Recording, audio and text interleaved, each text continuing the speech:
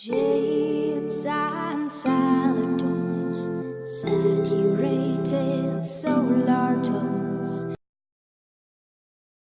Bonjour. Alors aujourd'hui on va parler de la troisième modification, amélioration des vitres Renault.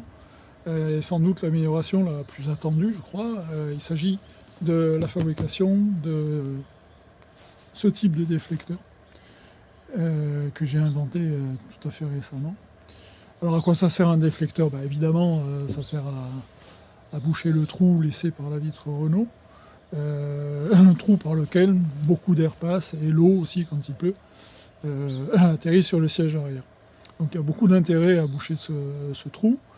Il existe déjà des modèles de déflecteurs, dont un en particulier que j'avais inventé il y a quelques années, mais j'étais pas très satisfait pour différentes raisons. Et là, je suis assez content de ces résultats. Alors, les avantages de ce nouveau déflecteur, c'est que vous allez pouvoir le fabriquer vous-même, puisque les matériaux dont il est composé sont des matériaux qu'on trouve facilement dans les magasins de bricolage. C'est une maçon basique, du tuyau d'arrosage, et puis un peu de chambre à air comme d'habitude, et puis c'est tout.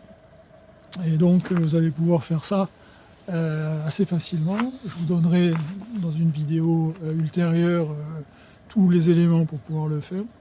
Mais pour le moment, on va s'occuper du déflecteur installé. Regarder un petit peu quelle tête il a. Je trouve qu'au niveau esthétique, il est plutôt pas mal réussi. En tout cas, il n'est pas pire que les autres. En termes d'étanchéité, il est aussi bon que les autres. Et donc je trouve qu'il a vraiment plein d'avantages. Et pour un prix vraiment très très modique.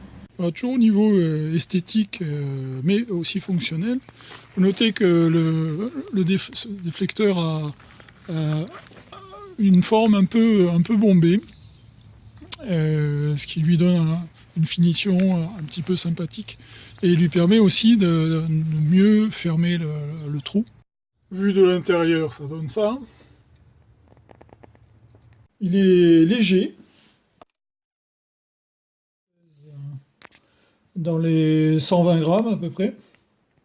Il faut souligner que ce déflecteur ne réclame aucune modification du véhicule, puisqu'il est maintenu simplement coincé en bas entre les deux feuillets de la porte, tout du long entre les deux moitiés de la porte, et en haut, il est maintenu dans l'axe de la vitre Renault, en prenant appui sur le cadre de la vitre Renault.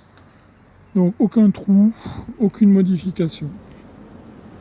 Les inconvénients? Oui, certainement, il doit y avoir des inconvénients. Alors d'abord, on est toujours dans le domaine du bricolage, du petit artisanat si on veut être gentil. Mais je trouve que c'est un domaine qui convient bien à la Twizy. Un autre véritable inconvénient, celui-là, c'est que le déflecteur rallonge la porte et que donc quand on va l'ouvrir, dans certaines conditions, ça peut peut-être frotter sur une porte sectionnelle d'un garage ou peut-être un plafond de garage un peu bas. Dans la prochaine vidéo, je vous montrerai comment on installe le déflecteur sur la porte. Comme ça, vous aurez une vue complète et vous pourrez décider en tout état de cause de le fabriquer ou pas.